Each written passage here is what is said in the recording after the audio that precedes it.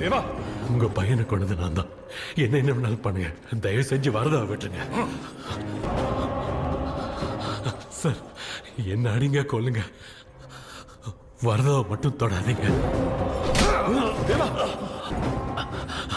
Sir. Vishnu இந்த கையால தான் கொன்ன, என்ன கொல்லுங்க, வரதாவை மட்டும் தொடாதீங்க ப்ளீஸ். அண்ணா, அவன் எதுவும் செய்யல, என்னாலதான் எல்லாம் என்ன கொண்டு